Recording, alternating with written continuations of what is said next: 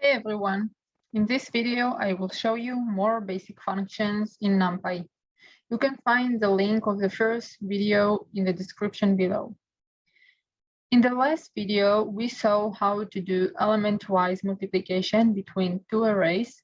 Now let's see how to do dot product. So we have x and y that are simple numpy array, and we can do np dot of x and y. And as you can see, the result is scalar and not array. Here, we need to transpose an array, which means to swap the rows and the columns. So for example, Z is a matrix of 2 by 3.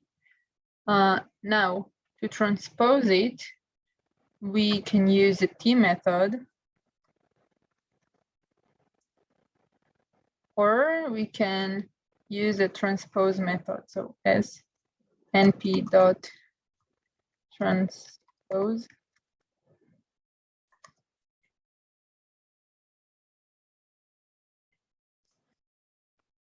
Next, show the type of the data. So for that, we do z dot data type.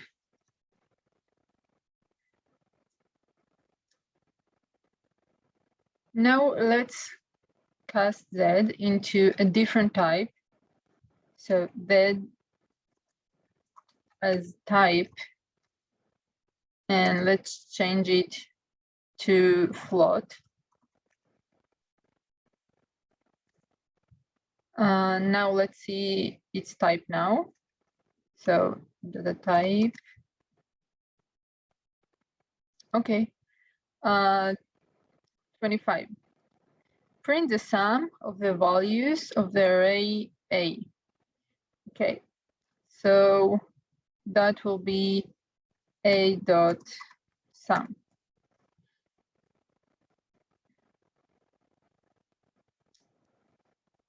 The maximum value of the array is A dot max.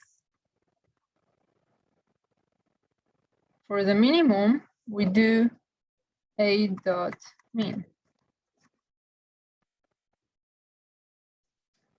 To get the mean of the values, we can do A dot min. And standard deviation is A dot std.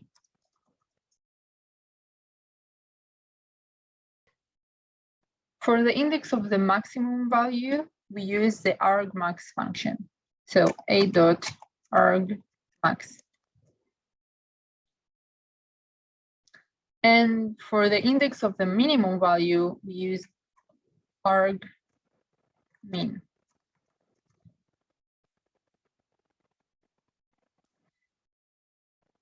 Next part is about indexing and slicing. So array S is simple array that we are going to work with. First, we need to print the array starting from index 1 and stopping before index 5. So S starts with 1 and then ends with 5. Okay, get a slice of the last 4 elements of the array. So S starts with -4, and we don't need to mention the end part because by default it will stop at the end of the array. Okay. Starting 5th from the end of the beginning of the array and counting backwards by 2. So S starts with -5 and till the end with steps of -2. Now to reverse array, we do S with steps of -1.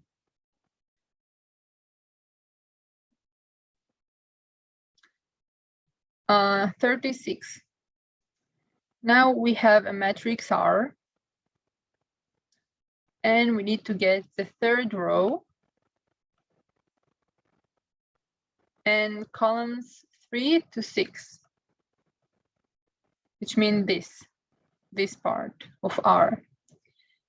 So R, and we need the third row, so 2 to 3, and columns 2 to the end. As you can see, we got this slice of R.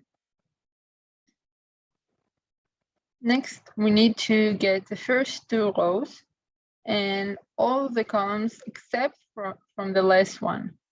So R and the first 2 rows, and then all the columns except from the last one.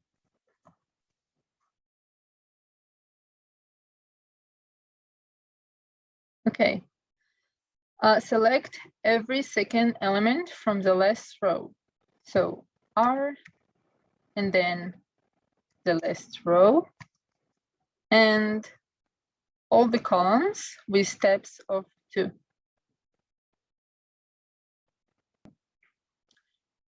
We can also do conditional indexing. So here we need to get all the elements that are greater than 30.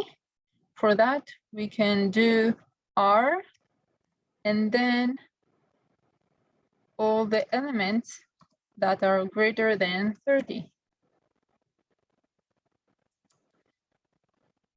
Also, we can assign new value using this trick.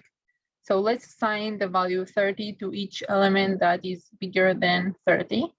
So the same way as before, all the elements that are bigger than 30, we are going to assign them the value 30. And let's see R again. And as you can see, all the elements that were greater than 30 are now 30.